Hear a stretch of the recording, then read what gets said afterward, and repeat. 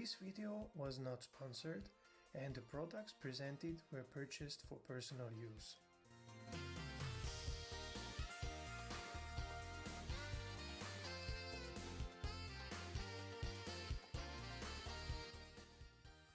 Hi and welcome to Expanded.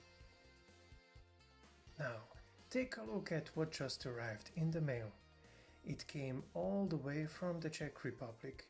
At the top of the box, an invitation for further instructions, great way to avoid unnecessary instruction printing. The most important guides and warnings on one page.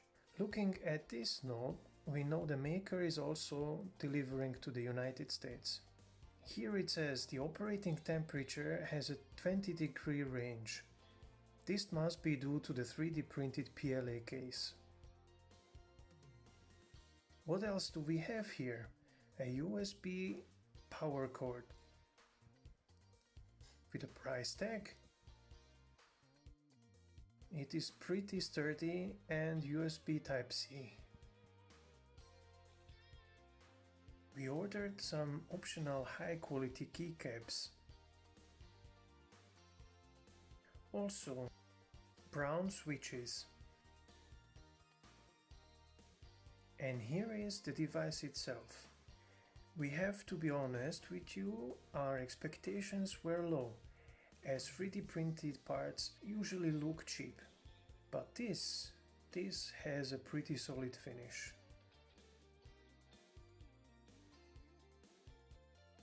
The rotary encoder and the joystick are covered with pretty solid knobs.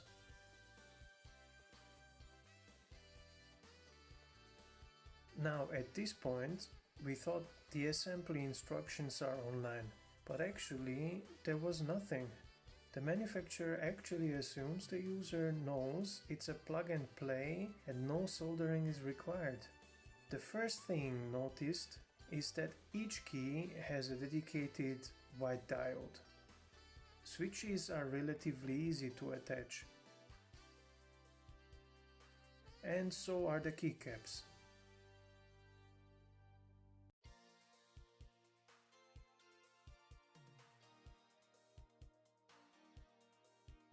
The manufacturer offers some lighting customization, and this is the next step to do. Unfortunately, most of the options only apply to the bottom right swoosh.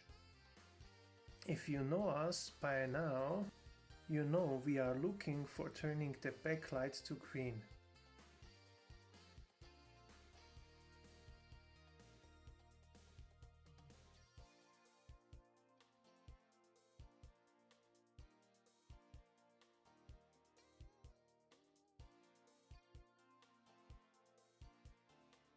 As the main diodes only seem to be plain white, we had to resort to some DIY to turn them green.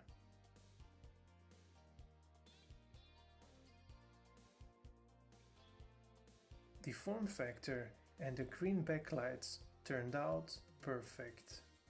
Now it's time to show you something no other YouTuber buying a MacroPad does. On the left side we have a Notepad++ showing software-specific auto-hotkey macros we wrote for MacroPad. On the right we have a plain notepad.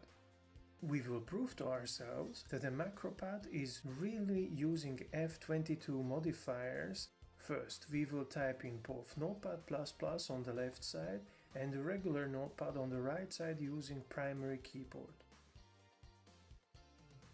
We establish the keyboard is working in both equally.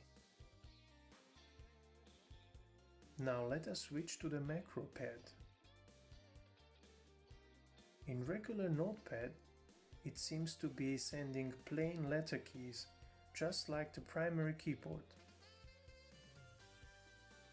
However, if we switch to Notepad++, we see the MacroPad's keys are triggering some message boxes. This distinction between the programs is possible thanks to program-specific commands and also thanks to the MacroPad being configured to send letters in combination with the F22 modifier. This is especially important as multiple keyboards, if plugged simultaneously, cannot be easily distinguished. We love the result and thank the manufacturer for an awesome MacroPad. Hope to see you again next time. Bye bye.